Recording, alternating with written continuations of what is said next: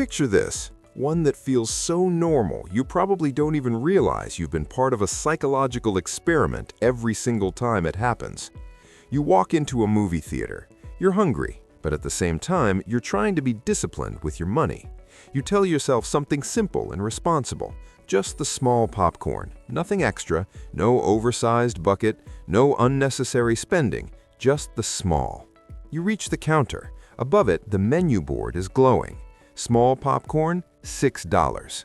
You pause for a second. Feels a bit expensive for popcorn, but fine, you're at the movies. That's how they get you. Then your eyes shift slightly to the right. Large popcorn, $8. Now your brain starts paying attention. That's a huge bucket, more than you need, almost ridiculous. And then, right in the middle, you see it. Medium popcorn, $7.50. That's where the trap quietly closes. Your mind immediately starts running calculations, not emotional, but logical. Wait, the medium is $7.50 and the large is only 50 cents more. That thought alone changes everything. Suddenly, the medium feels useless. Why would anyone choose that? And the large now feels like the obvious smart choice. More value, slightly more money. Easy decision. So you upgrade. You walk away holding the biggest tub of popcorn you never planned to buy, feeling like you just outsmarted the system. But you didn't outsmart anything. You did exactly what the system designed you to do. You came in planning to spend $6. You left spending $8. That's a 33% increase in spending, triggered not by need, not by hunger, but by the presence of a carefully placed third option. That medium popcorn wasn't there to be sold. It was there to manipulate your decision. And this is where things get uncomfortable, because this isn't just about popcorn. I am Hammy, and I am a finance explainer, and what you're about to understand is one of the most quietly powerful forces shaping how you spend money without ever realizing it. That medium option has a name in behavioral economics. It's called the decoy effect. And once you understand it, you start seeing it everywhere. Here's the uncomfortable truth about human decision-making. We are terrible at understanding value in isolation. Ask someone how much a product is worth on its own, and the answer is usually uncertainty. But give them comparisons, and suddenly they feel confident. We don't measure value like accountants. We measure it like judges in a lineup. Relative, not absolute. Marketing teams know this better than most consumers know themselves. So instead of showing you one product and letting you decide fairly, they show you three. One cheap option that feels limited, one expensive option that feels painful, and one middle option that is carefully engineered to be slightly awkward. That awkward middle option is the trigger, because it never has to win, it only has to distort your thinking. Once it exists, your brain stops comparing cheap versus expensive. It starts comparing bad middle versus slightly more expensive.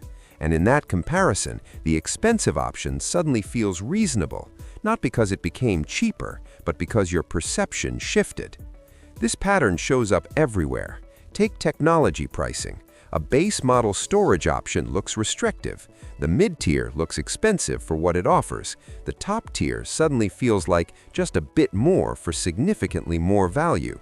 And just like that, you've upgraded. Not because you needed more storage, but because the structure pushed you upward.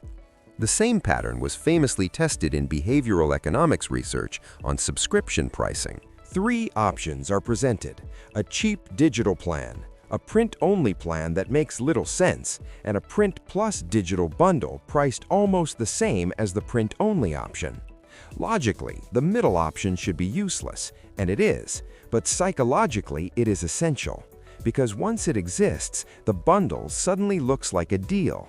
Without it, people choose cheaper options. With it, they upgrade. Nothing about the product changes, only the perception does. Now zoom out further. Real estate uses the same mechanism. You enter the market with a budget, but instead of seeing clean options, you're shown a sequence designed to shift your expectations. One property feels overpriced for what it offers, another feels slightly above budget but worth it compared to the worse one, and suddenly your original limit starts stretching upward. You're no longer asking, what can I afford? You're asking, which one makes the most sense compared to the others? That shift is where budgets break. Cars work the same way. Base trim feels stripped, mid-trim feels inefficient, top trim feels justifiable. And because the price differences are engineered to feel small relative to features, your brain upgrades itself. You don't feel pressured, you feel logical. That's the most dangerous part, because when manipulation feels like reasoning, you don't resist it, you justify it. Even daily habits are shaped by this. Coffee sizes, subscription tiers, food combos, streaming plans. Everywhere you look, there's a structure designed to make one option feel like the obvious choice by sabotaging the comparison to the alternative. And over time, these small, logical upgrades compound. A few extra cents here, a slightly bigger plan there, a slightly better tier you might as well choose. Individually, they feel harmless. Collectively, they quietly reshape your spending behavior. The reason this works is simple but powerful. Humans are driven more by avoiding regret than maximizing gain. So when the medium option makes the large feel like a better deal, your brain avoids the feeling of missing out. And in avoiding that feeling, it spends more. The system doesn't force you. It nudges your perception until you volunteer for the upgrade. That's why this matters beyond popcorn. It explains why budgets quietly inflate over time, why people upgrade without planning to, why just a little more becomes a financial pattern. The real control point isn't your income, it's your comparison environment. Because once your options are structured, your decision is partially pre-written, and the only real defense is breaking the comparison loop before it starts. Decide what you actually need before you see the options. Stick to that decision when everything around you is designed to change it. Because once you start comparing inside their framework, the outcome is already being guided.